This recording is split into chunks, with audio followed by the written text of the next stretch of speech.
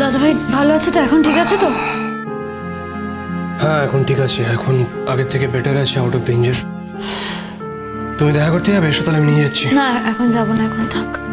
দিদি ভাই ভেতরে আছে, বাকিরাও তো আছে বাড়ির, আমি পরে ফাঁকা দেখে যাবো এক সময়।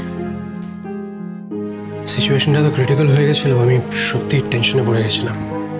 আমি জানি অনুরাগ, তুমি তো নিজেকে তখন দেখতে পাওনি, আমি দেখেছি। কি মুখ চোখের অবস্থা হয়েছিল তোমার। আচ্ছা শোনো, তুমি এসো বরঞ্চ কিছু খেয়ে নাও, অনেক লেট হয়ে কি গেছে। বলছো এখন এইসব কথা? হ্যাঁ এখনই খাবে।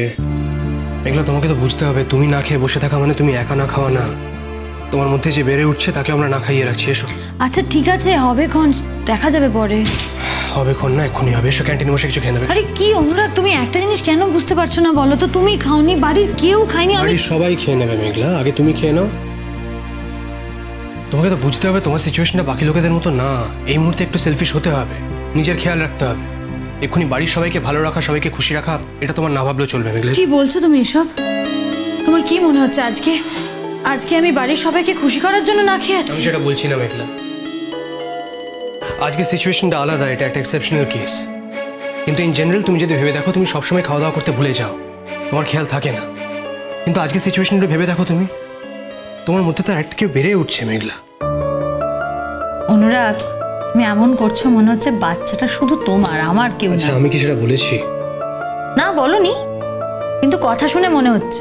ভুল মনে হচ্ছে মেঘলা, তুমি না ভুলে যাও যে আমি তো একজন ডাক্তার। আমার তোমাকে সাজেস্ট করা বা গাইড করাটা একরকম ভাবেই হবে, তোমার জন্য যেটা ভালো আমি তোমাকে সেটাই বলবো। ইনফ্যাক্ট তুমি যদি আমার জায়গায় অন্য কোনো ডাক্তারের কাছে যেতে, সেও তোমাকে এগুলোই সাজেস্ট করতো। আচ্ছা ঠিক আছে, বুঝেছি। এবার চলো ভালো মেয়ের মতন খেয়ে নেবে। এসো। অনুরাগ, বাড়ির সবাইকে ফেলে ভাবে খেয়ে নেবো?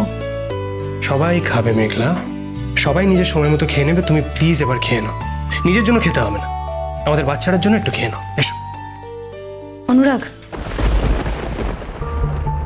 ওনাদের কে বলেছে মেঘলা? আমি কি করে জানবো? আমি বলিনি, হয়তো ভালো জেঠু। এসো। অনুরাগ, হ্যাঁ এই দাদা কেমন আছে? ভালো। আরে আমি তো অগ্নির কাছে খবরটা পেয়ে, আসলে আমি এমনি ফোন করেছিলাম জাস্ট খবর নেওয়ার জন্য। তারপরে ওকে কিরকম একটা ডিস্টার্ব লাগলো যেন। তারপরে ওর কাছ থেকে যখন খবরটা পেলাম, ভাবো এরকম একটা খবর না এসে থাকতে পারা যায়। তা খবরটা শুনে টুয়াও বললো যে তোমাকে একা ছাড়বো না বলে ওর সঙ্গে চলে গেল। দাদাভাই এখন আগের থেকে অনেক বেটার আছে, এখন আর কোনো রিস্কও নেই। আপনি চাইলে গিয়ে দেখা করে আসতে পারেন, কেবিন নাম্বার 3।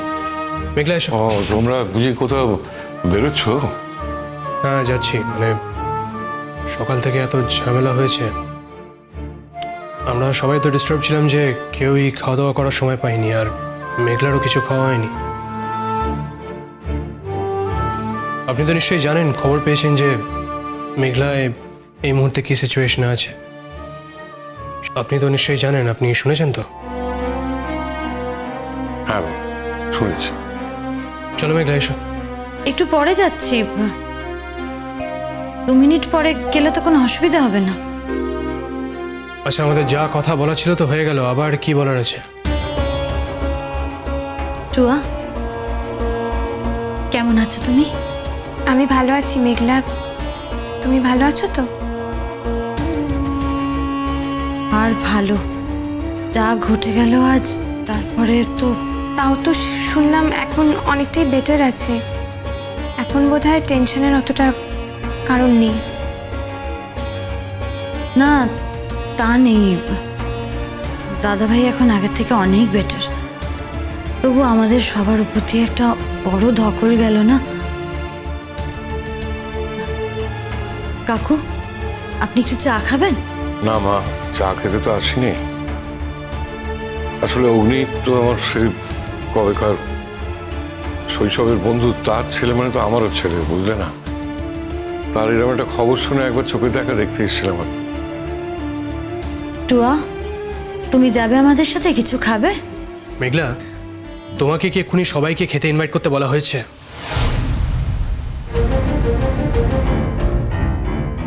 না তো, তোমার এক্ষুনি খেয়ে নেওয়াটা বেশি ইম্পর্টেন্ট। তুমি চলো, খাবে, চলো। মেঘলা, তোমাকে তো জেঠুন উত্তরটা দিয়ে দিয়েছে। আমরা এখানে চা খেতে আসিনি বা আমরা এখানে তোমাদের দুজনের সময় নষ্ট করতেও আসিনি। আমরা এখানে নির্দিষ্ট একটা কাজ করতে এসেছি, আর সেটা হয়ে গেলেই আমরা চলে যাব। তোমার হাজব্যান্ডকে বলে দাও যে উনি যেন টেনশন না করেন। আমরা তোমাদের সাথে যাব না। তুমি আমাকে বললে তার জন্য অনেক ধন্যবাদ। আর এটা আমি তোমার থেকে এক্সপেক্টও করেছিলাম, কারণ তুমি তো মেঘলা, তুমি সত্যি সবার থেকে অনেকটা আলাদা। টুয়া, তুমি ওর কথা কিছু মনে করো না প্লিজ। ওর আসলে মাথা ঠিক নেই একদম। এত এত টেনশন করেছে না দাদাভাইকে নিয়ে, সেই জন্যই।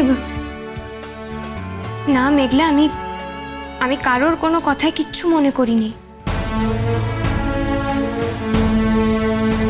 কারণ আমি তো এখানে কোনো এক্সপেকটেশন নিয়ে আসিনি। এরকম একটা বিপদের কথা শুনে আমি থাকতে পারিনি, তাই চলে এসেছি। যাক গে ওসব কথা। তুমি গান গাইছো তো? গাইছি, তবে আর কোনো প্রোগ্রামে গান গাইছি না। কেন প্রোগ্রামে গাইছো না কেন? এমনি, আমার অন্য কোথাও গান গাইতে ভালো লাগে না। আমি বাড়িতেই গান গাই, আর বাড়িতে গান গাইলে আমার মনটাও ভালো থাকে। ও, তোমরা আরেকটা খবর জানো না? সেটা হচ্ছে যে টুয়া অনেক জায়গায় চাকরির অ্যাপ্লিকেশন দিচ্ছে। অবশ্য সবই শহরের বাইরে, কোথাও না কোথাও হয়ে যাবে নিশ্চয়ই। তার মানে টুয়া চাকরিটা পেলে আর আমাদের এখানে থাকছে না, সেই শহরের বাইরে চলে যাচ্ছে। এ বাবা, তুমি শহর ছেড়ে চলে গেলে তো কাকু কাকিমা খুব একা হয়ে যাবে। তুমি তো ওনাদের একমাত্র সাহারা, তাই না? মেঘলা, মানুষের সবই অভ্যেস হয়ে যায়।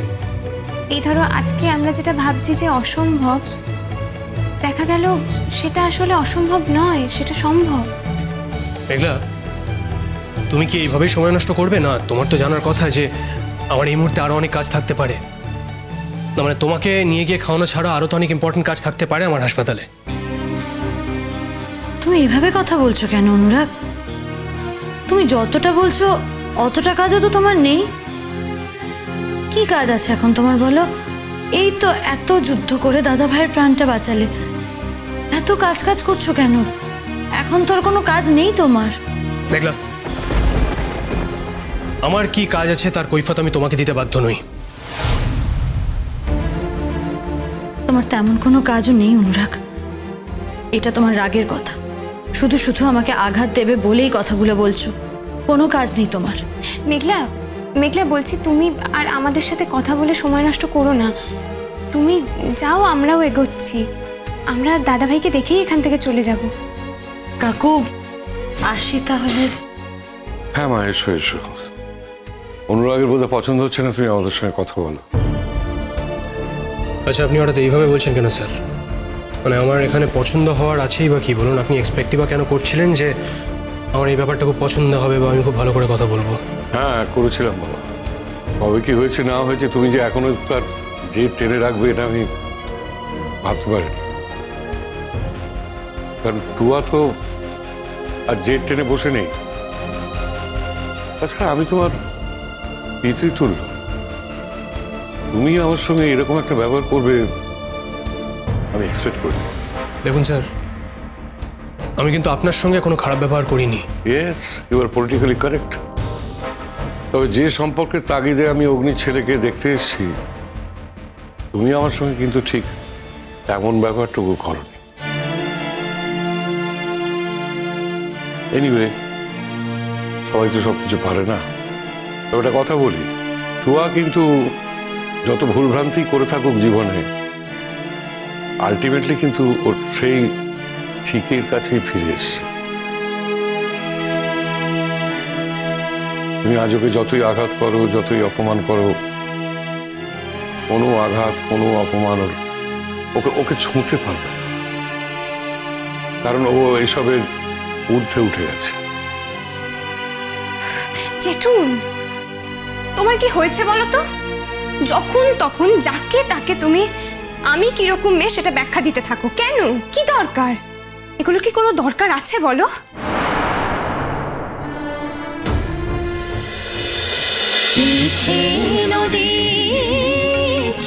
নদী